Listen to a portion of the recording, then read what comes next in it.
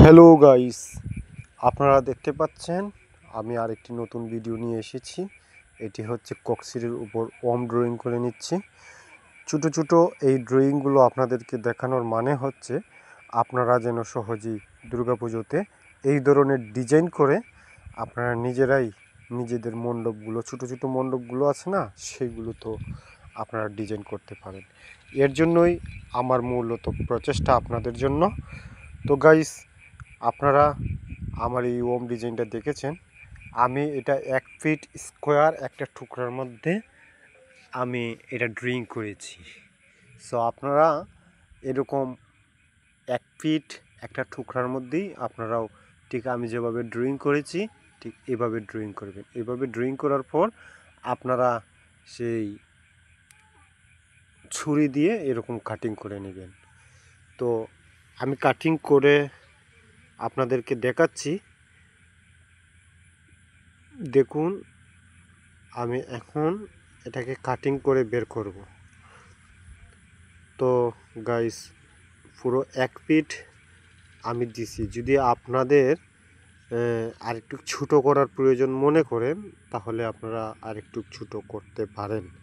তো আমি 1 ফিট দিছি, কারণ 1 ফিটের ভিতরে আমি ডিজাইনটা দেখিয়েছি। অনেকেই 1 ফিট বলে আমার কমেন্টস করেছিল এর আগের ভিডিওতে যে 1 ফিটের ভিতরে আমাকে দিন। তো কে কোথা থেকে দেখছেন তা কমেন্টস করে বলবেন যে আমি এই জায়গা থেকে দেখেছি, ওই জায়গা থেকে দেখেছি। পরবর্তীতে যেন আপনাদের নাম আমি সেই ভিডিওর মধ্যে তুলে ধরতে পারি। এর কারণ হচ্ছে যখন আপনারা আমার ভিডিওতে কমেন্ট করবেন তখন আমার উৎসাহ আরও বেশি বেড়ে যাবে। যখন আপনারা বলবেন বিভিন্ন জায়গা থেকে দেখছেন তখন আরও বেশি উৎসাহ বেড়ে যাবে। তো কাজেই আপনারা যেখান থেকেই কমেন্টস করেন সেই জায়গার নাম উল্লেখ করবেন। এখন আমি এটাকে খোদাই করে নিচ্ছি। এটাকে বলে আপনার ডায়মন্ড কাটিং। এই ডায়মন্ড কাটিংয়ে এই ওম ডিজাইনটা কাটিং করার পর খুব ভালো লাগবে, এর জন্য আমি ডায়মন্ড কাটিং করছি। চাইলে আপনারা রুলিং কাটিংও করতে পারেন। রুলিং কাটিংটা হচ্ছে গোল, একেবারে গোল।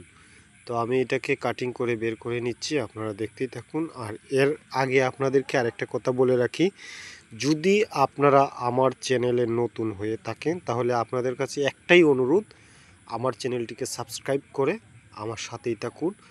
আর নিত্য নতুন ভিডিও পেতে অবশ্যই সাবস্ক্রাইব করার সাথে সাথে এই যে আপনার বেল আইকনটি বাজাতে ভুলবেন না। তো বেল আইকনটি বাজিয়ে রাখবেন, এর জন্যই সবার আগে যেন আপনি আমার এই ভিডিওটি পেয়ে থাকেন, এর জন্যই বলছি।